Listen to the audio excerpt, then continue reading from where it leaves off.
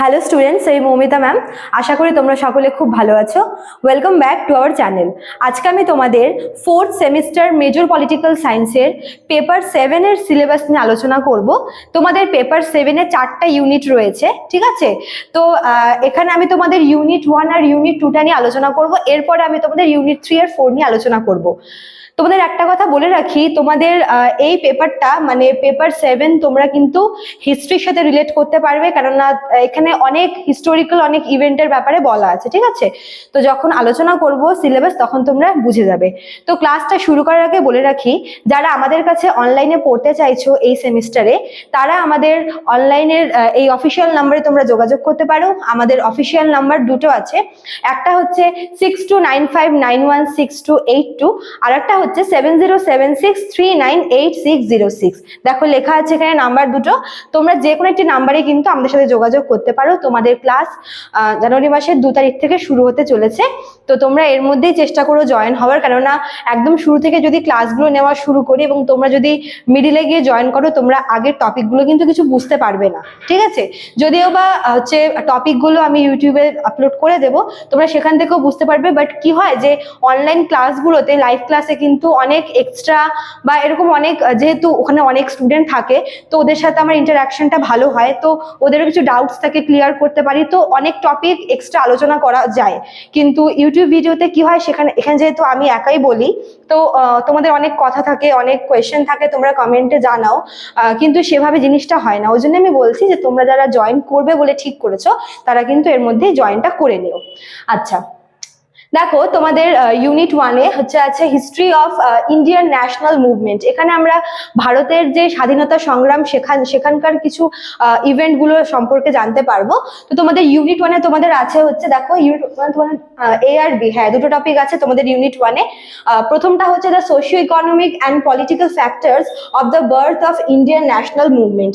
দেখো এই যে ইন্ডিয়ান ন্যাশনাল মুভমেন্ট বা ভারতের স্বাধীনতা সংগ্রাম, এটার যে সূত্রপাতটা, ঠিক আছে, মানে এটা যে ঘটবে পুরো ভারত জুড়ে, তার যে সূত্রপাতটা বা তার বিগিনিংটা বলতে পারো, তার জন্মটা, বার্থটা, সেটা কিভাবে এসেছিল এবং এই কারণগুলোর মধ্যে কোন কোন কারণ রয়েছে, যেরকম সোশিও ইকোনমিক ফ্যাক্টর, ঠিক আছে, অর্থ সামাজিক যে কারণ, আর কি পলিটিক্যাল ফ্যাক্টর মানে সামাজিক কারণ, অর্থনৈতিক কারণ, রাজনৈতিক কারণ, এই সমস্ত কিছু কারণ বা এই সমস্ত কিছুর প্রেক্ষাপট কিন্তু আমাদের জানতে হবে যদি আমরা ভারতের স্বাধীনতা সংগ্রামের সূত্রপাত বা জন্ম সম্পর্কে জানতে চাই। তো এইসব তোমাদের হচ্ছে এ নাম্বার টপিকে দেওয়া আছে, প্রথম টপিকটা এটা রয়েছে।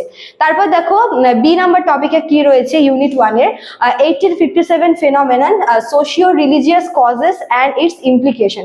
দেখো 1857-এ যখন এই সময় হচ্ছে ভারতের যেটা মহাবিদ্রোহ বা সিপাহি মিউনিটি হয়েছিল, তো এখানে কিন্তু এই যে 1857-এর যে বিদ্রোহটা, এটা বলতে পারো যে মানে স্বাধীনতা সংগ্রামের একটা বড় স্টেপ। এবং এরপরেই আমরা দেখি যে আস্তে আস্তে কিন্তু এই সংগ্রামটা পুরো ভারতব্যাপী ছড়িয়ে পড়ে। তো 1857-এর এই যে সময়কালটা, এবং এই সময় আরো অনেক নীল বিদ্রোহ হয়েছিল, তারপর হচ্ছে সন্ন্যাসী ফকির বিদ্রোহ, আরো অনেক এরকম বিদ্রোহ, চুয়ার বিদ্রোহ, সাঁওতাল বিদ্রোহ হয়েছিল। তো ওই সময় কিন্তু এই সমস্ত বিদ্রোহগুলোর মিলেই এই 1857 বা তার আশেপাশে এই বিদ্রোহগুলো হয়েছিল। এবং সেখানে ধর্মীয় কারণ রয়েছে, তারপরে হচ্ছে সামাজিক কারণ রয়েছে, জাতিগত ধর্মগত কারণ রয়েছে। তো এইসব ফ্যাক্টরস তোমাদের এখানে আছে, ঠিক আছে?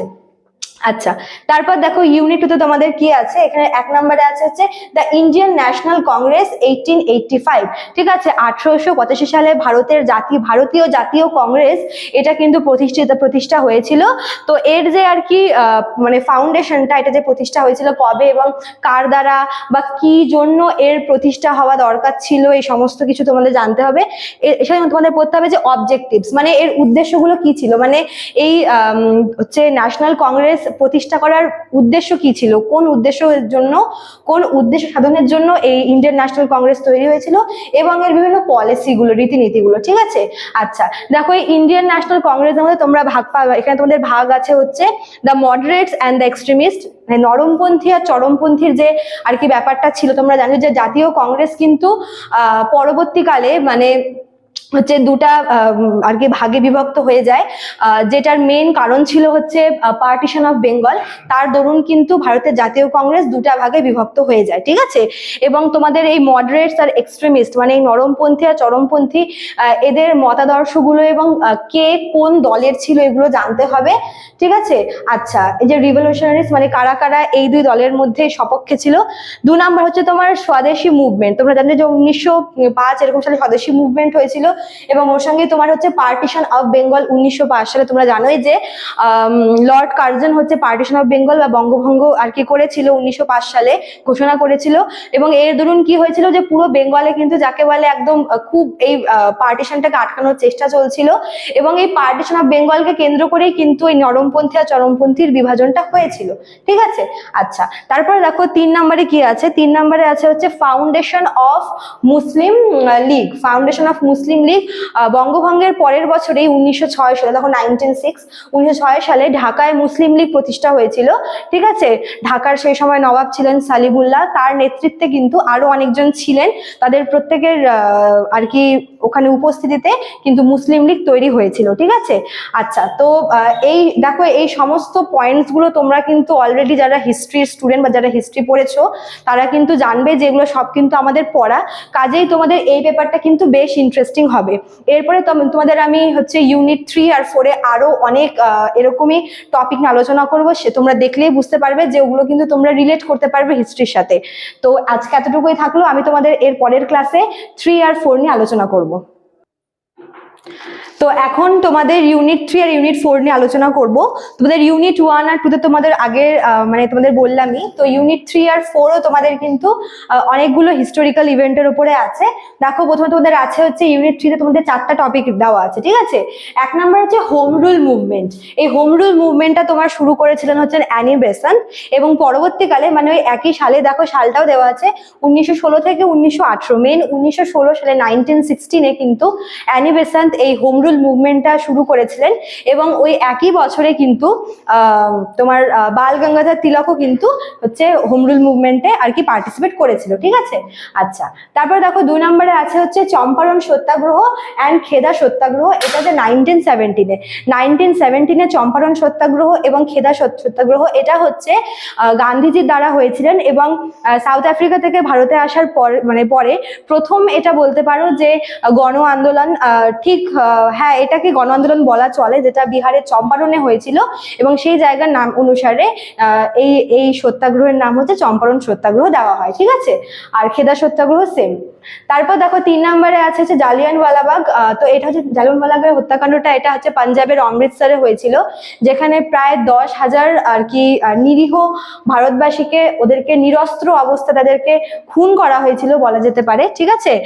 এটা হচ্ছে পাঞ্জাবের অমৃতসরে হয়েছিল জালিয়ানওয়ালাবাগ হত্যাকাণ্ড, এবং এটা হচ্ছে কি জন্য হয়েছিল, রাওলাট বলে একটা হচ্ছে অ্যাক্ট এসেছিল 1919-এ, যেটাকে হচ্ছে ব্ল্যাক বিল বলা হতো বা ব্ল্যাক অ্যাক্ট বলা হতো। তো এই আইনটার এগেনস্টেই কিন্তু প্রোটেস্ট করতে প্রায় 10,000 লোক সেই জালিয়ানওয়ালাবাগের আর কি উদ্যানে একত্রিত হয়, এবং সেখানে তাদেরকে নিরস্ত্র অবস্থায় মারা হয়েছিল। এটা 1919 সালের একটা মোস্ট প্যাথেটিক একটা ইনসিডেন্ট, যেটা ভারতের ইতিহাসে ঘটে যায়, এবং এর রিয়াকশন স্বরূপ কিন্তু আমরা দেখি যে রবীন্দ্রনাথ ঠাকুর নাইট উপাধি ত্যাগ করে, তারপরে মহাত্মা গান্ধী কাইজারি হিন্দ উপাধি ত্যাগ করে। তো এটা তোমাদের 1919-এ রয়েছে, থার্ড টপিক এটা, ঠিক আছে।